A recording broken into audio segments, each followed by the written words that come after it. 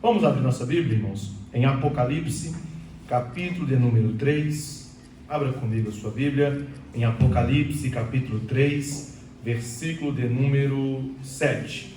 Apocalipse, capítulo de número 3, versículo de número 7. Hoje, dando a continuidade à nossa série de sermões sobre as 7 cartas do Apocalipse, a qual o Senhor enviou por meio do seu apóstolo João a cada uma dessas igrejas. Quantos acharam Apocalipse capítulo 3, versículo 7? Diga amém. Amém. Diz assim a palavra do Senhor: E ao anjo da igreja que está em Filadélfia escreve: Isso diz o que é santo, o que é verdadeiro, o que tem a chave de Davi, o que abre e ninguém fecha, e fecha e ninguém abre.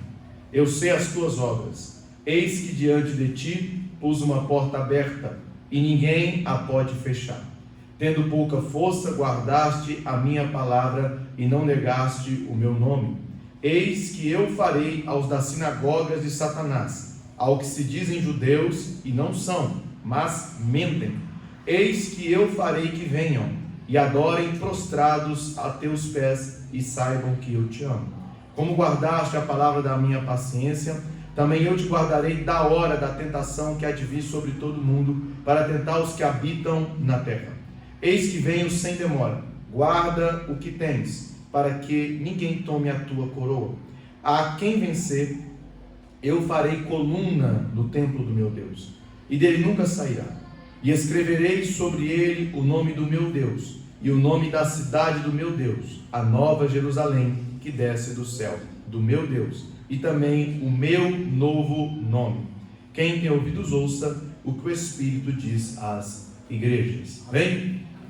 Roguemos ao Espírito Santo na interpretação da sua santa palavra. Divino Espírito Santo, estamos aqui para aprender um pouco mais de ti, para aprender um pouco mais da tua santa palavra, inspirada, inerrante. Senhor, fale conosco por meio das sagradas escrituras. Estamos aqui para ouvir a tua voz mansa e suave. Tenha liberdade para nos corrigir, como foi lido aqui na abertura desse trabalho. Tenha liberdade para nos orientar por meio da tua santa palavra. É o que eu peço e já te agradeço em nome de Jesus. Amém. Meus irmãos, no sermão passado vimos sobre a igreja de Sardes. E nós aprendemos que a igreja de Sardes é a igreja morta. É a igreja que não tem vida. É a igreja que não demonstra saúde. É uma igreja onde não gera, não produz vida, não tem nenhum espectro de existência, de vida ali naquela igreja. E nós aprendemos que nós não devemos ser a igreja de Sardes, porque a igreja de Sardes é a igreja morta. Hoje daremos continuidade a essa série de sermões, estudando agora a carta que Jesus envia à igreja que estava na cidade de Filadélfia. Antes de entrarmos na exposição, versículo a versículo, sempre gosto de fazer aqui a exposição histórica da cidade, porque há relações da carta com a cidade ou com a história da própria cidade. Cada carta que Jesus enviou para aquela igreja tem alguma associação, mesmo que diminuta, mesmo que ainda pequena, tem uma associação com a história da cidade ou com o contexto cultural e histórico daquela cidade. A cidade de Filadélfia, em relação às 7 cidades que nós estamos estudando, a cidade de Filadélfia era a mais nova das 7 cidades. Essa cidade ela foi fundada pelo rei Átalo, por volta dos anos de 159 a 138 a.C., enquanto as outras cidades que nós estamos estudando aqui foram fundadas muito antes, desse período. Essa é a mais nova, e ela foi fundada por esse homem chamado Átalo. Átalo, ele tinha um irmão por nome de Eumenes. Eumenes era um irmão a qual Átalo amava bastante. Tinha um afeto por ele de forma muito avassaladora, aquele amor fraternal mesmo, aquele amor de irmão mesmo.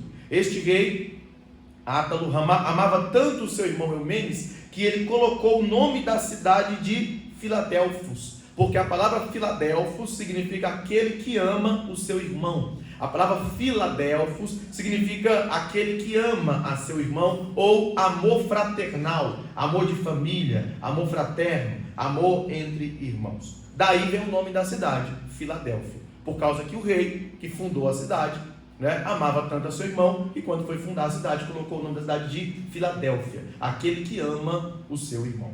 A cidade de Filadélfia, irmão, estava situada num lugar estratégico. Ela estava geograficamente bem localizada, pois ela estava na principal rota do correio imperial. Todo o Império Romano, ele tinha um correio imperial, a qual por meio desse correio se transmitia ou se distribuía as mensagens do rei, as mensagens da corte, algum aviso, era por meio desse correio imperial. E a cidade de Filadélfia estava localizada nessa rota do correio imperial que ligava Roma ao Oriente. Então, a cidade de Filadélfia, para os irmãos terem uma noção, era chamada de a Porta do Oriente, porque ela estava nesse trajeto que ligava Roma ao Oriente, pois ela dava acesso a essa região do Oriente. O que é o Oriente? O Oriente é o leste, é o local de onde nasce o sol, é a região ali por volta direcionado para a Ásia, China, Japão. Ali é o leste, ali é o Oriente. Quem nasce nessa região são os orientais, por isso que é o Oriente. Então, Filadélfia tinha esse nome, a Porta do Oriente. Filadélfia também era conhecido como a cidade das oportunidades. Assim como Estados Unidos hoje é conhecido como a cidade das oportunidades, ou o American Dream, que é o sonho americano, né? A cidade de Filadélfia também tinha o mesmo espectro, né? Pois era uma cidade onde movimentava grande amontoado da economia. Ela também era chamada de Pequena Atenas. Filadélfia era chamada de Pequena Atenas. Por quê? Por ter muitos templos dedicados às várias divindades ou os vários deuses do panteão grego, do panteão romano. E a principal divindade adorada na cidade de Filadélfia era o deus Dionísio, que para a cultura romana é chamado de Baco. Por quê? Esse deus Dionísio, irmãos, ele era conhecido como o deus do vinho. E a cidade de Filadélfia, ela era rodeada por vários vinhedos, o que favorecia o culto à divindade Dionísio, ao deus Dionísio. Para os irmãos terem uma noção, o culto a essa divindade envolvia muita ingestão de vinho. As pessoas ingeriam muito vinho em forma de adoração a essa divindade chamada Dionísio. E pelo fato da pessoa ingerir muito vinho fermentado, ela ficava um tanto quanto descontrolada e deixava os instintos naturais sair para fora. Tanto que a festa ao deus Dionísio era chamada de bacanal, por causa do deus Baco, que é a mesma associação, Dionísio para os gregos e Baco para os romanos. Então, a cidade de Filadélfia, o deus adorado lá, ou a principal divindade adorada lá, é o deus Dionísio, que era o deus do vinho, ou considerado o deus do vinho. Essa cidade, irmãos, a cidade de Filadélfia também era conhecida pelos terremotos. Havia muitos tremores, e tremores ocorriam ali frequentemente naquela cidade. Devido a esses abalos sísmicos das placas tectônicas, onde estava localizado geograficamente a cidade de Filadélfia, muitos moradores se viram obrigados a deixar a cidade de Filadélfia em busca de um lugar mais seguro e estável. Você imagina morar numa cidade onde tremores ocorrem diariamente ou constantemente, ou de tempo em tempo um tremor ocorre. Então muitos moradores se viram obrigados a deixar a cidade de Filadélfia e se direcionar a uma outra cidade devido aos grandes abalos sísmicos que haviam naquela região. Não sabemos quando a igreja foi fundada nessa cidade. É certo que foi fundada no início do cristianismo. O cristianismo já ali por volta do ano 70, irmão, já tinha logrado grande êxito. E boa parte das igrejas, das cidades romanas, do Império Romano, já tinha uma igreja ali localizada. Jesus enviou uma carta para essa igreja. E assim como a igreja de Esmirna, a igreja de Filadélfia, ela é elogiada por Jesus e não recebe dele nenhuma crítica.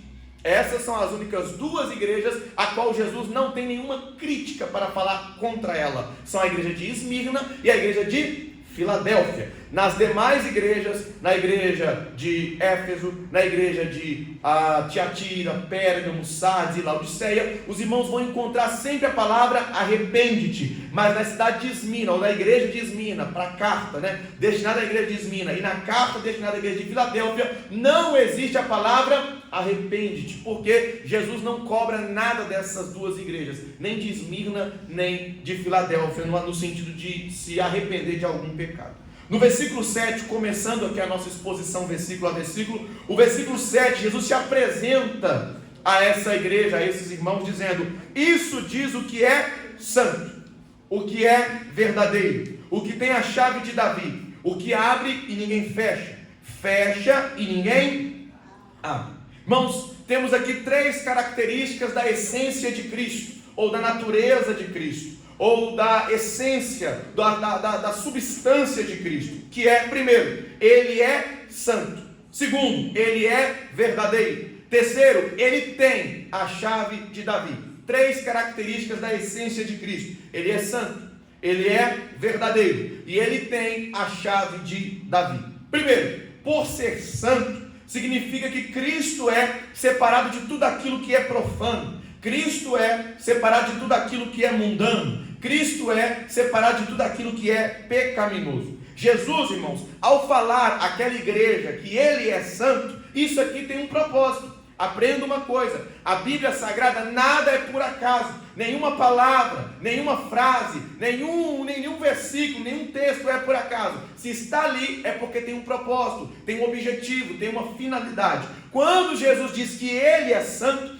Ele está se contraspondo à divindade que era adorada na cidade de Filadélfia, que era o Deus Dionísio, que era o Deus do vinho. E por que Ele diz que Ele é santo? Porque o culto ao Deus Dionísio envolvia celebrações de êxtase, consumismo excessivo de vinho, quebra das regras sociais e práticas sexuais ilícitas. A pessoa ingeria vinhos de forma exacerbada, e alguns irmãos, para os irmãos terem noção, fazia vômito para jogar todo o vinho para fora, para que pudesse beber novamente. O tanto que era terrível a adoração ao Deus Dionísio. Por ingerir em grande quantidade de vinho, a pessoa ficava um tanto quanto alcoólatra, um tanto quanto fora de si, e começava a deixar os instintos naturais agirem por conta própria. Por isso que o culto a Deus Dionísio envolvia muitas desordens sociais, envolvia muitas práticas sexuais ilícitas. Mas Jesus, o Deus da igreja, Ele não é o Deus Dionísio. Ele não é o Deus Dionísio. Ele não é profano. Cristo não é imoral. Cristo não é devasso, como essa divindade pagã era. Por isso, irmãos, Ele diz: eu sou santo. Perceba que a primeira característica de Cristo a essa igreja é dizendo que Ele é santo. Ele é diferente de Dionísio. Ele é diferente do Deus adorado naquela cidade. Além de santo, Ele diz que Ele é verdadeiro. Isso nos mostra, irmão, que Cristo não é uma cópia de Deus. Ele não é uma cópia. Jesus Cristo não é um Deus menor. Ele não é um demiurgo. Ele não é um semideus. Não foi um Deus que deixou a sua divindade, deixou o Olimpo, veio, contraiu núpcias com uma mulher, a mulher engravidou e nasceu aqueles grandes homens de fama, como dizia a cultura grega, que os semideuses, Hércules, os titãs, eram sempre essa ideia de que um Deus veio, contraiu núpcias com uma mulher, a mulher engravidou e teve um filho, e esse filho era um semideus. Jesus não é esse tipo de ser. Ele vai dizer que Ele é verdadeiro, porque Ele não é um demiurgo, Ele não é um Deus menor. Jesus é o Deus verdadeiro, sua essência é a mesma do Pai, Ele é da mesma natureza que o Pai. Ele não é um Deus de mentira, Ele não é um Deus de falsidade, Ele não é um Deus menor, Ele não é um Deus fraco, Ele não é um Deus mentiroso, não, Ele é um Deus verdadeiro. O texto também diz que Ele é santo, verdadeiro, mas que Ele tem a chave de Davi. Essa expressão, a chave de Davi, está fazendo uma referência a Isaías capítulo 22, versículo 22. E nesse texto de Isaías 22, o texto está se referindo ao rei Eliaquim. E esse rei Eliaquim, ele recebeu de Deus a chave de Davi. E essa expressão de Deus dando a Eliaquim a chave de Davi, é para dizer para Eliaquim que ele deveria controlar o acesso ao palácio real. Eliaquim é o descendente de Davi, e Deus deu a ele o trono de Davi, e disse em Isaías 22, eu coloco sobre ti, ou sobre os seus ombros, a chave de Davi. Então, na Bíblia, irmãos, a palavra chave, ela tem o sentido de autoridade. Chave na Bíblia tem sentido de autoridade, de controle, de acesso. Quando se diz que Cristo tem a chave de Davi, diz que ele abre e ninguém fecha, fecha e ninguém abre. Quem tinha a chave de um palácio, irmão, decidia quem tinha acesso ao palácio e ao rei. Quem tinha a chave de um palácio, quem tinha a chave de um império, quem tinha o controle de um império, quem tinha autoridade sobre o império, decidia quem entrava no palácio e quem acessava o hall do rei, ou a sala do trono, a sala do rei. Jesus aqui em Apocalipse capítulo 3, versículo 7. O texto diz que Jesus é aquele que tem a chave de Davi. Ou seja, Cristo é aquele que dá acesso ao Pai. É aquele que dá acesso ao palácio onde que está preparado para os fiéis. Ele é o que tem a chave de Davi. E que chave é essa? Em Eliaquim, e porei a chave da casa de Davi sobre o seu ombro. E abrirá e ninguém fechará. E fechará e ninguém abrirá. Sobre Eliaquim, uma chave foi colocada sobre o ombro dele. Mas aqui nesse texto, Eliaquim é um tipo de Cristo. É um tipo de Cristo. Porque Eliaquim, aqui, no sentido metafórico, está levando sobre os seus ombros a chave que dá acesso ao palácio. E Cristo, do mesmo modo, sendo um tipo de Eliaquim, levou sobre os seus ombros uma chave que nos dá acesso ao Pai. Que chave é essa? A cruz. A chave para acessar o Pai é a cruz. A chave para acessar o palácio é a cruz. A chave para acessar o céu é a cruz. A chave para acessar as moradas celestiais é a cruz. É impossível ir até o Pai se não for por meio da cruz. No versículo 8 de Apocalipse capítulo 3, Jesus diz que ele conhece as obras da igreja de Filadélfia. Versículo 8 do capítulo 3. E ele completa mostrando o que ele tem feito por essa igreja. Jesus diz: eis, eu sei as tuas obras. Ele conhece as obras daquela igreja. E ele fala o que ele tem feito por ela. Ele vai dizer: eis que diante de ti pus uma porta aberta e ninguém a pode fechar. Irmãos, a expressão porta aberta na Bíblia fala da abertura para a pregação do Evangelho. Vamos ver algumas referências que confirmam isso, por gentileza? Abre comigo a sua Bíblia aí, alguém por gentileza, abre, quem achar primeiro pode ler. 1 Coríntios capítulo 16, versículo 9. 1 Coríntios capítulo 16, versículo 9. Abre e leia para mim, por gentileza. 1 Coríntios 16, 9. 1 Coríntios 16, 9. Porque uma porta grande e eficaz se me abriu, e há muitos adversários. Isso. Paulo está dizendo que uma grande porta foi aberta para ele. A porta do Evangelho, a porta da pregação do Evangelho. E há muitos adversários. Vamos ver o texto? 2 Coríntios, agora capítulo 2, versículo 12. 2 Coríntios 2, 12. Ora, quando cheguei a Troade para pregar o Evangelho de Cristo, e abrindo-se uma porta no Senhor. Vamos ver outra referência, só para confirmar a expressão? Colossenses capítulo 4, versículo 3. Colossenses capítulo 4, versículo 3. Só para confirmar. Orando também juntamente por nós, para que Deus nos abra a porta da palavra, a fim de falarmos do mistério de Cristo, pelo qual estou também preso. Então, porta na Bíblia, porta aberta na Bíblia, está associado com a pregação da palavra, a pregação do Evangelho. Ter uma porta aberta, irmão, significa ter uma oportunidade ideal e eficaz para pregar a palavra de Deus. Em Apocalipse, capítulo 3, versículo 8, Jesus diz que ele pôs diante daquela igreja uma porta aberta. Jesus abriu uma porta para a igreja de Filadélfia. E ela deveria aproveitar a oportunidade para pregar o Evangelho.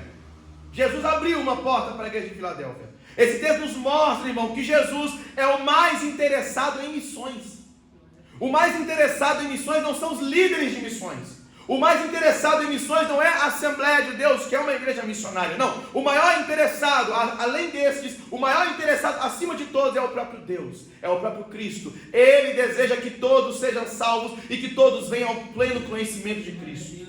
Ele deseja que todos. E se Ele nos deu a incumbência de pregar o Evangelho, Ele mesmo também nos dará uma porta aberta para pregarmos o Evangelho. Você crê nisso? Eu creio nisso.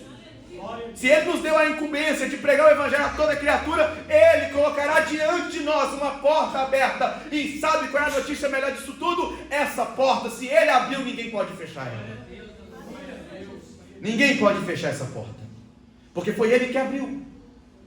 Eis que diante de ti pus uma porta aberta e ninguém a pode fechar. Oh glória! Ninguém pode fechar a porta que Deus abre, irmãos. A porta do Evangelho não há como fechá-la. É por isso que às vezes as pessoas não entendem por que a igreja cresce tanto. Porque uma porta foi aberta. Quem abriu? O próprio Cristo. O próprio Cristo. Por que a igreja brasileira tem crescido tanto nos últimos anos? Porque Cristo abriu uma porta aqui. Glórias a Deus por isso. Ainda no versículo 8, Jesus disse que a igreja de Filadélfia tinha pouca força. Tendo pouca força. Provavelmente, irmãos, a expressão pouca força aqui seja uma referência ao tamanho da igreja. Ou seja, é provável que a igreja de Filadélfia era uma igreja pequena. Era uma igreja ainda em desenvolvimento. Era uma igreja que não tinha muitos membros. Mas mesmo com a pouca força que ela tinha, o texto diz que ela guardou a palavra e não negou o nome de Jesus. O texto do versículo 8 continua e diz: tendo pouca força, guardaste a palavra, a minha palavra, e não negastes o meu nome. Que coisa gloriosa, irmãos. Que coisa gloriosa. Esse versículo nos mostra, irmãos, que o fato de não sermos totalmente fortes não é desculpa para não guardarmos o nome de Jesus.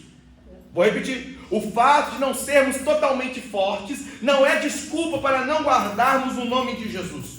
Eu conheço pessoas que falam para mim assim, elas dizem assim: ah, pastor, eu sou assim porque eu sou fraco demais.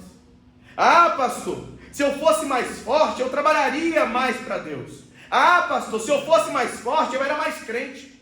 Ah, pastor, se eu fosse mais forte, eu viveria mais em santidade. Se eu fosse mais forte, mas eu te pergunto, quem disse que para servir a Jesus você precisa ter mais forças? Quem disse que para ser mais crente, ser mais santo, você precisa ser mais forte? Quem disse isso?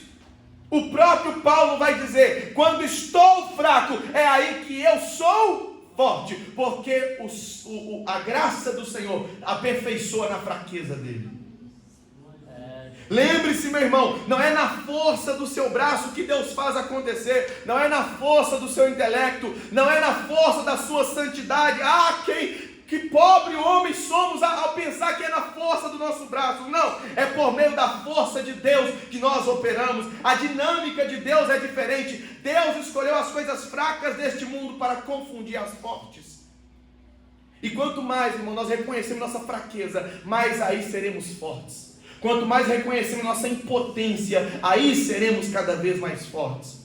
Não é reconhecendo nossa grandeza, não é falando que sabemos fazer, não é batendo no peito como aquele fariseu que diz: ah, Senhor, eu jejum 3 vezes na semana, dou dízimo de tudo quanto tenho, e não sou como esses publicanos. Não, nós não somos desse tipo. Nós somos como o publicano, que não tendo coragem nem de levantar a cabeça para o céu, bate no peito dizendo: tem misericórdia de mim, Senhor, pois eu sou um miserável pecador. Jesus vai dizer: quem desceu justificado para casa? O fariseu ou o publicano? Quem desceu? O publicano. Porque a quem a si mesmo se humilha será exaltado, mas aquele que a si mesmo se exalta, este será humilhado. Então, irmãos, a igreja de Filadélfia tinha pouca força.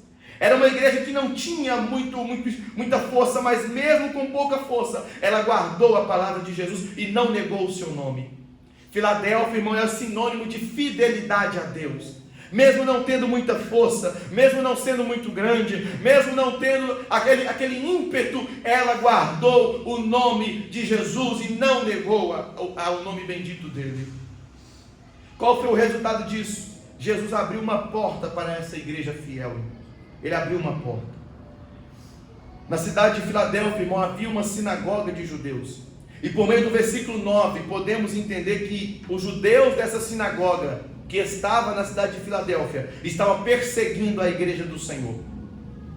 Ele vai dizer, versículo 9: eis que eu farei aos da sinagoga de Satanás, ao que se dizem judeus e não são, mas mentem, eis que eu farei que venham e adorem prostrados a teus pés e saibam que eu te amo.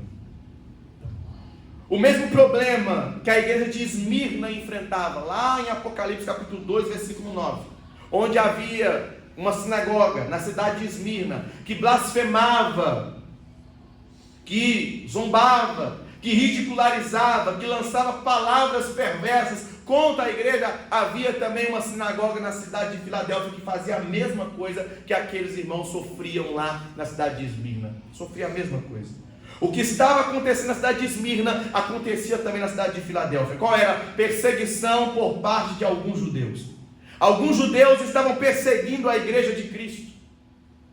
É por isso que Jesus vai dizer que esses que se dizem judeus, eles se dizem, mas não são. E por que não são? Porque eles mentem. Porque se eles fossem de fato judeus, eles não perseguiam a noiva de Cristo. Se eles fossem de fato judeus, eles amariam a Cristo e amariam a sua noiva. Mas como não são verdadeiros judeus, eles dizem ser, mas não são, porque eles estão contra a obra do Senhor. O Senhor vai chamá-los de sinagoga de Satanás. Sinagoga de Satanás. Essa sinagoga de judeus é chamada por Jesus de sinagoga de Satanás. Que terrível, irmãos. E por quê? Chamada de sinagoga de Satanás? Porque os atos dessa sinagoga se assemelhavam aos atos do diabo. Essa sinagoga agia como o diabo. Eles faziam o serviço de Satanás. Satanás que é o perseguidor. Satanás que é o acusador. Satanás que é aquele que está contra o inimigo da igreja. Mas essa sinagoga estava fazendo o serviço do diabo. Por isso Jesus diz que eles são a sinagoga de Satanás. Só que o texto diz que Jesus faria que esses judeus que perseguiam a igreja, Jesus faria que eles viessem e caíssem prostrados em adoração diante dos pés da igreja de Filadélfia. Esses que perseguiam a igreja, esses que estavam contra a igreja, Jesus disse que fariam com que eles viessem, caíssem prostrados em adoração diante dos pés da igreja. A linguagem aqui, irmãos, não é que esses judeus iriam adorar a igreja de Filadélfia. Não é que eles iam prostrar no chão em adoração à igreja. Não, não é isso. Na realidade, a linguagem aqui parece apontar para a ideia de que esses judeus se converteriam por meio da igreja de Filadélfia. Esses judeus que perseguiam a igreja, que zombavam da igreja, que falavam mal da igreja, eles viriam, olhariam para a igreja, e por meio desse olhar para a igreja, eles se converteriam. Porque o texto diz: eis que eu farei que venham e adorem prostrado a teus pés, e saibam que eu te amo. Quando eles fossem perseguir a igreja, eles veriam o amor de Jesus pelaquela igreja, e aí não teria como, eles se renderiam, caíam de joelhos diante dos pés daquela igreja, confessando a Cristo como o único e suficiente Salvador. Aqueles irmãos, aqueles judeus saberiam que Cristo amava aquela igreja. Irmãos, eu lembro de relatos que me contavam de pessoas que foram na igreja para tentar persegui-la, para tentar zombar dela, fazer alguma coisa contra ela. Quando eles chegavam na igreja, o amor de Jesus abraçava aquela pessoa, e ela entrou com a expectativa de perseguir e saiu salva, porque ela não resistia. A graça do Senhor invadia ela entrou com o desejo de perseguir, mas saiu daqui com o coração abrasado e queimando por Jesus. É a mesma situação de Saulo, no caminho para Damasco. Eu vou perseguir o povo do Senhor, mas no meio do caminho ele encontra Cristo, e o encontro com Cristo mudou tudo na vida dele. Eu conheço esses casos assim, de irmãos que foram na igreja para falar mal de alguém, sentou no banco, e ele falou assim que ele ia fazer uma arruaça dentro da igreja. Só que ele falou assim que ia esperar o culto terminar. Não teve tempo, irmão. No metade do culto já estava chorando, com os cabelos todos esvoaçados, as lágrimas correndo pelo rosto, porque o Espírito Santo tinha tocado no coração dele, e ele se converteu a Jesus naquele culto. Foi com o intuito de perseguir, mas saiu dali salvo. Foi com o intuito de falar mal dos crentes, mas saiu dali convertido, porque há poder no nome de Jesus, há poder na palavra de Cristo, há poder nesse texto que eu prego para os irmãos, há poder. No versículo 10, Jesus faz uma promessa linda a essa igreja. O versículo 10, Jesus vai dizer: como guardaste a palavra da minha paciência, também eu te guardarei da hora da tentação que há de vir sobre todo mundo, para tentar os que habitam na terra. A igreja de Filadélfia guardou a palavra de Jesus, sim ou não? Sim. Ela não negou o nome de Jesus, sim ou não? Sim. Como resultado de tudo isso, Cristo guardaria essa igreja da hora da tentação. Mas a pergunta que fica: que hora de tentação é essa? O que é essa hora da tentação? Algumas traduções dizem hora da provação, como a NAA, a NVI traduz dessa forma. Ao invés de hora da tentação, traduz como hora da provação. A NVT traduz como o grande tempo de provação. Mas que grande tempo de provação é esse que o texto se refere? Que hora da tentação é essa? Para entendermos que período é esse que Jesus está se referindo aqui, precisamos ir para o texto e ler ele mais uma vez. E o versículo de número 10 diz que essa hora da tentação tem pelo menos duas características: há de vir sobre todo mundo e há de tentar os que habitam na terra. Tem duas características essa hora: eu te guardarei da hora da tentação que há de vir sobre todo mundo para tentar os que habitam na terra. Então tem dois propósitos.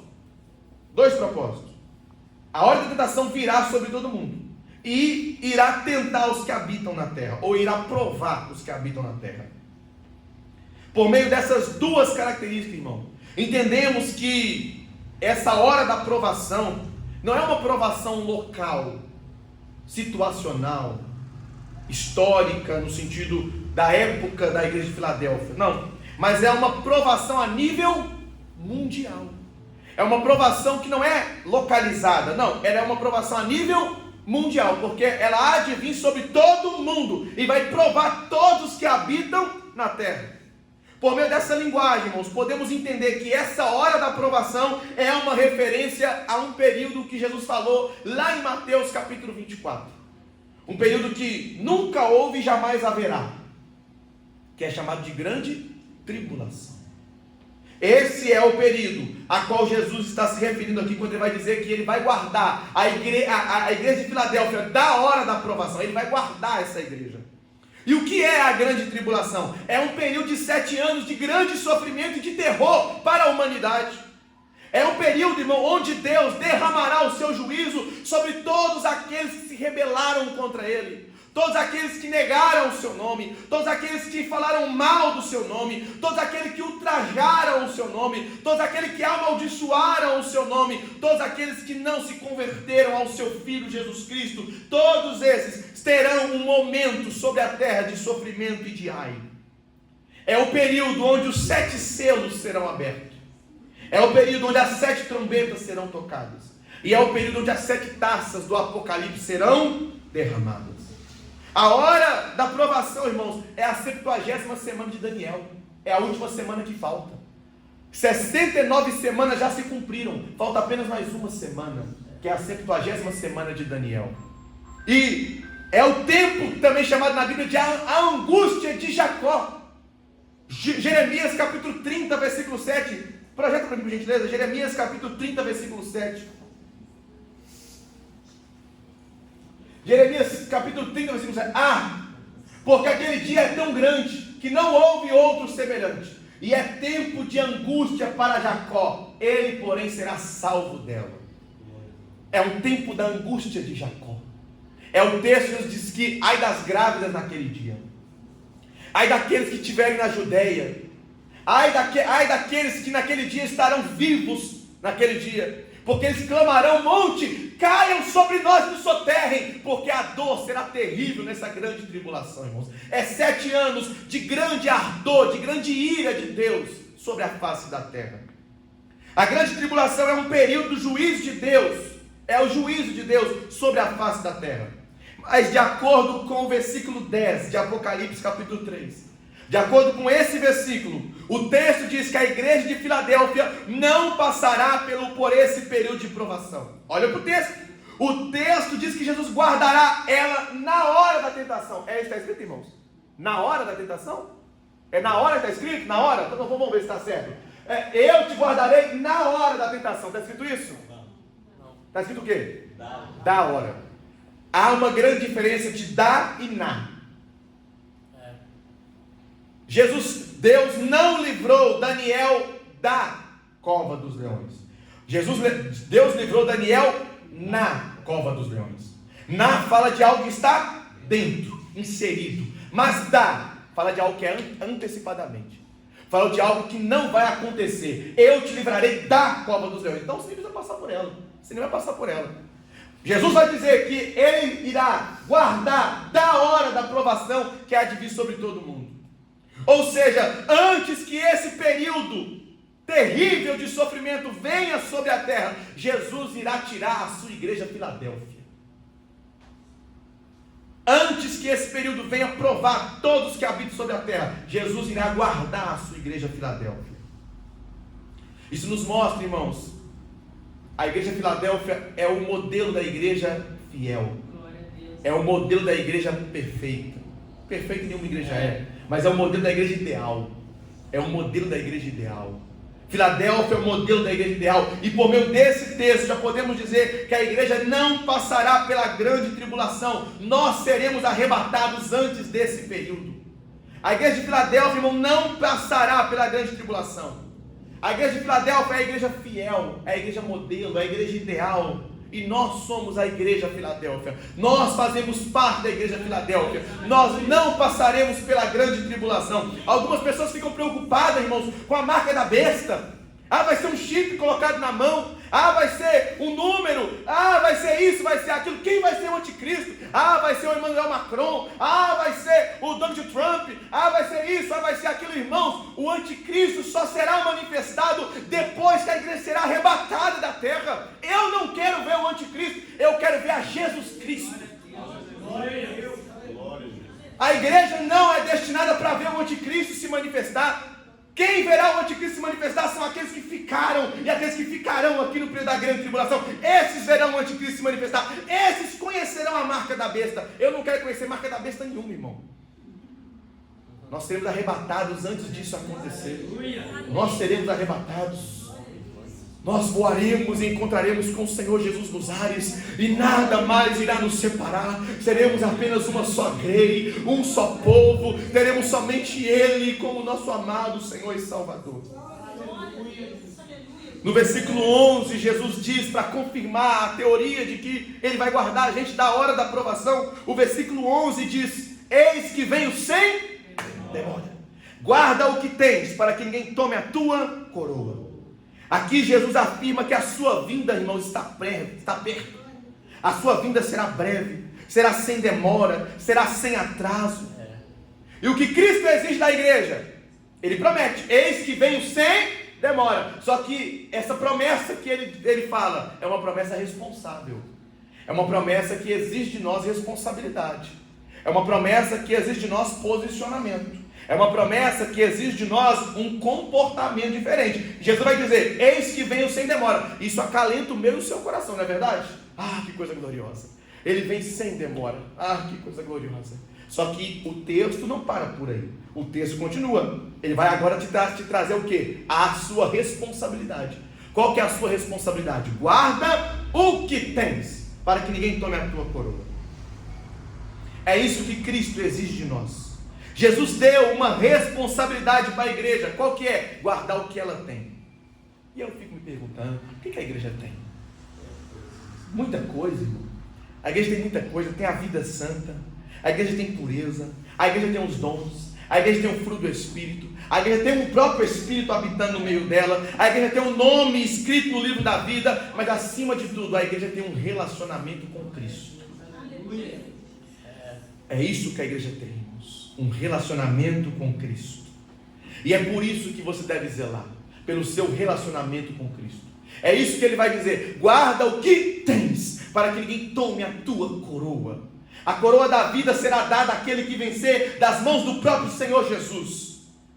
Então, irmãos, o seu relacionamento com Cristo é a coisa mais preciosa que você tem. É a coisa mais preciosa que você tem. A sua relação com Cristo, a sua salvação em Cristo, o seu nome escrito no livro da vida é a coisa mais preciosa que você tem. E você deve zelar por ela, você deve guardar por ela, você deve sofrer por ela, porque ela vale mais do que ouro e diamantes. Ela vale muito mais do que familiares. Ela vale muito mais do que você pode imaginar. O seu relacionamento com Cristo vale muito mais. Vale muito mais. Porque Ele vem sem demora e Ele exige de nós guardar o que nós temos.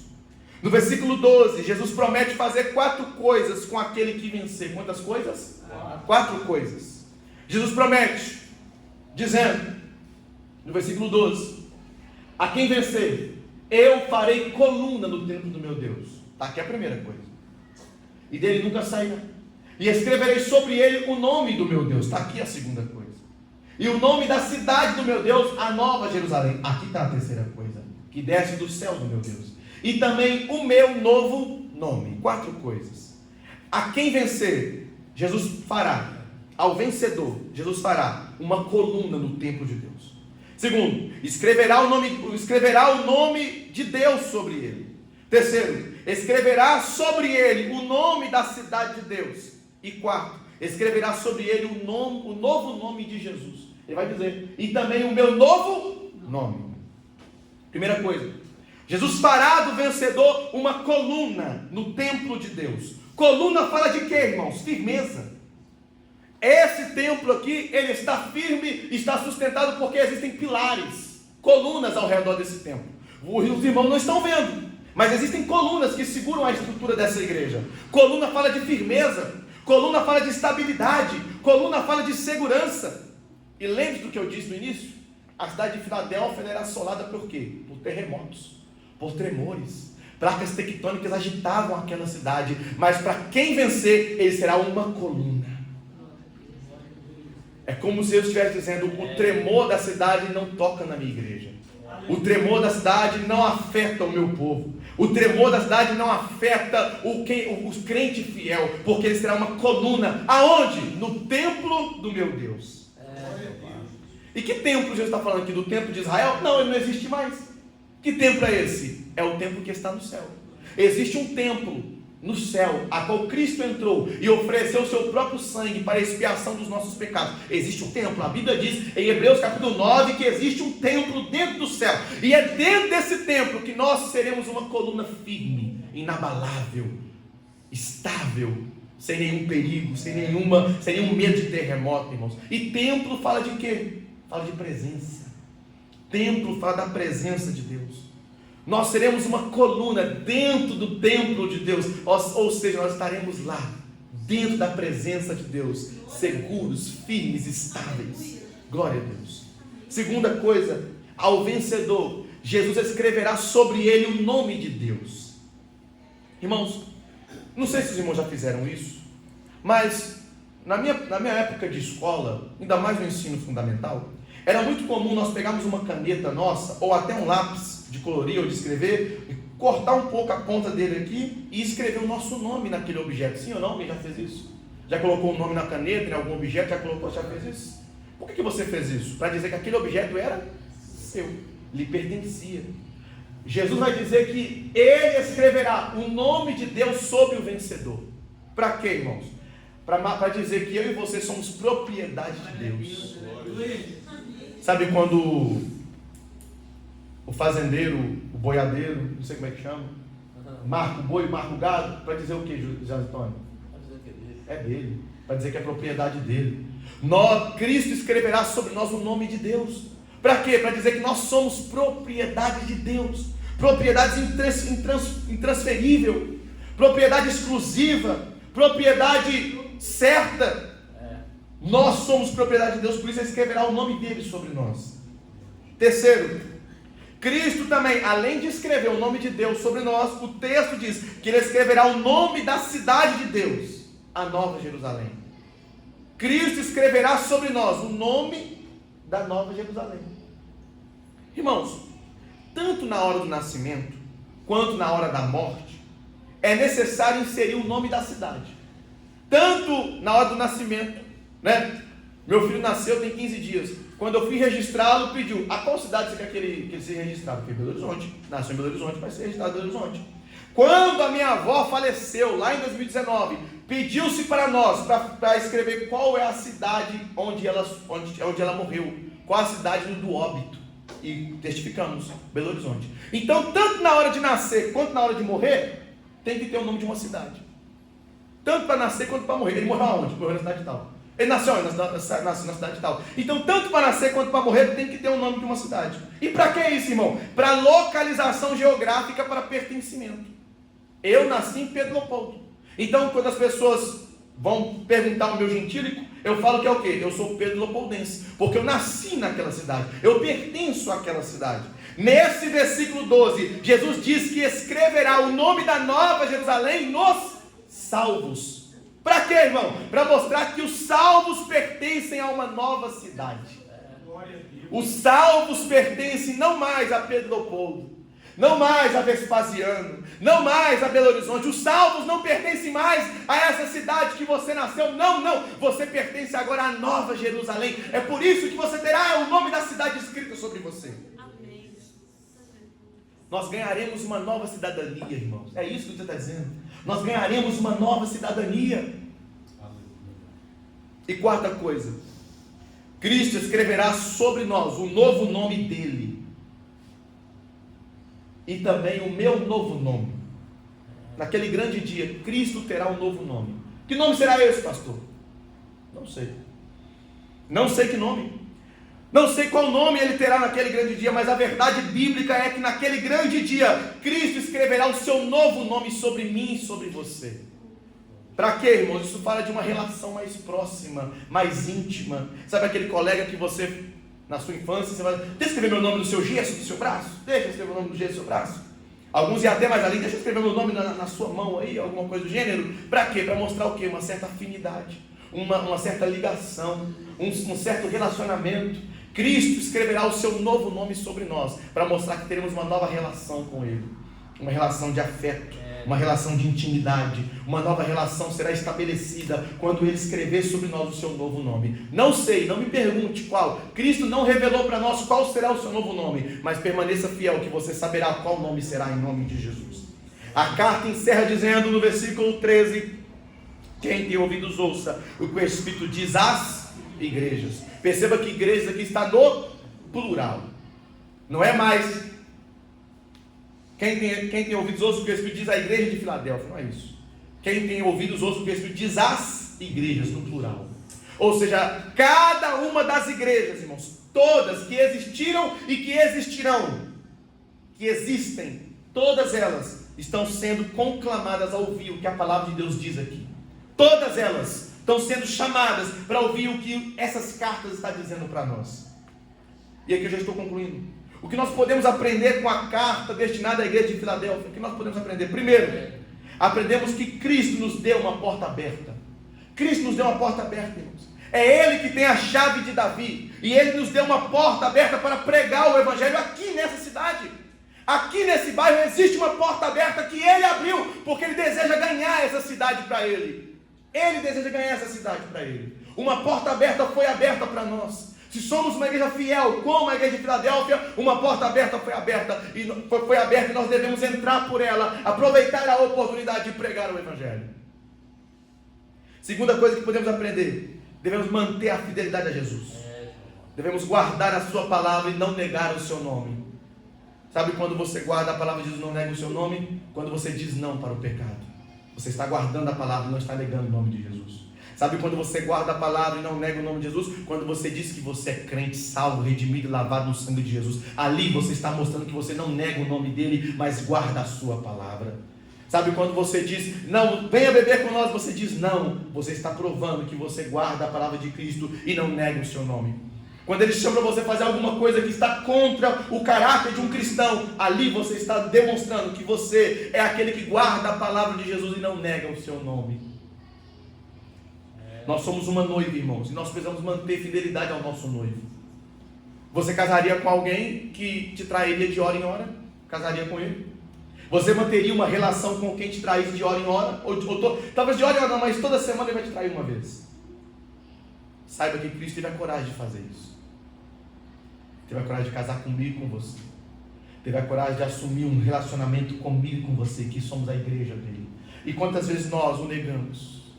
Quantas vezes nós o traímos? Quantas vezes nós o esquecemos? Viramos a esquina e não lembramos mais de Cristo. Mas Ele essa noite nos trouxe aqui para chamar a nossa atenção, nos chamar à fidelidade novamente, nos chamarmos ao amor novamente, nos chamarmos à verdadeira empatia, ao verdadeiro sentimento e dizer: Senhor, eu não te nego, pode vir opressões, pode vir desafios, pode vir sofrimento, pode vir perseguição, mas eu não te nego, pode vir a tentação, o pecado pode ser maior, pode ser forte, mas eu não te nego, a minha relação contigo é prioridade na minha vida. Devemos manter a fidelidade, porque a igreja de Filadélfia é uma igreja fiel. Terceira coisa que podemos aprender com essa carta: Cristo nos guardará da grande tribulação, irmãos. A igreja não passará pela grande tribulação, seremos guardados por Cristo deste momento terrível, seremos guardados por Ele, seremos guardados. Aprenda uma coisa: nós somos pré-tribulacionistas. Existe uma outra vertente chamada de pós-tribulacionismo. O que essa vertente diz? Diz que a igreja será arrebatada depois da grande tribulação. Só que os pós-tribulacionistas que creem assim, eles esperam a manifestação do anticristo. Porque a Bíblia vai dizer que o primeiro selo a ser aberto é a manifestação do anticristo.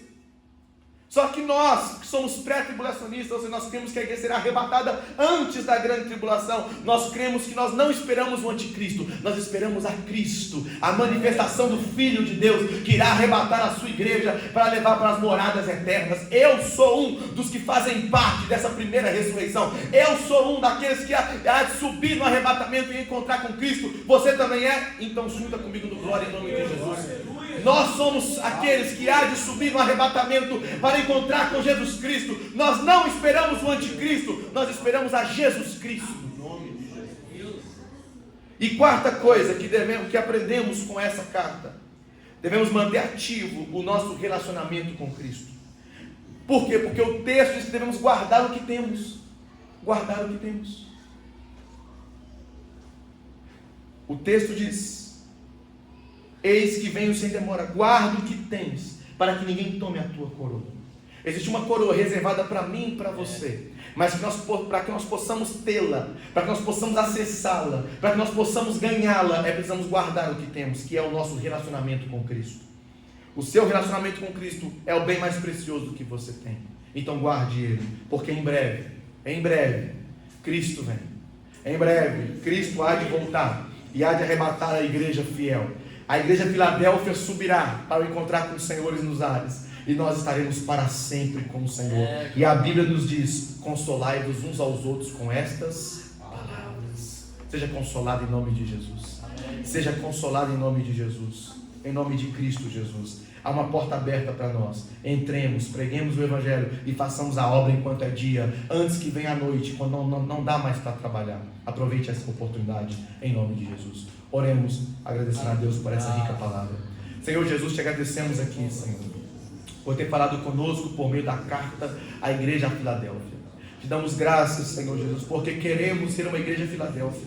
Queremos ser uma igreja fiel, uma igreja que não nega princípios, uma igreja que não quebra princípios, uma igreja que não abandona a tua palavra, não nega o seu nome, mas te ama com tudo que temos e com tudo que somos, Senhor. Deus, nos preserve nessa graça, para que possamos ser achados dignos de não passar pela grande tribulação e subir contigo nos ares, para encontrar com o Senhor e estar para sempre contigo em glória. Nos preserva, Senhor, nos mantém em santidade, nos mantém em pureza, nos conserva na tua graça, para que possamos estar contigo para sempre, Senhor. Guarde a tua igreja, guarda o teu povo. É o que pedimos a ti, já te agradecemos em nome de Jesus. E a igreja diz: amém. Glórias.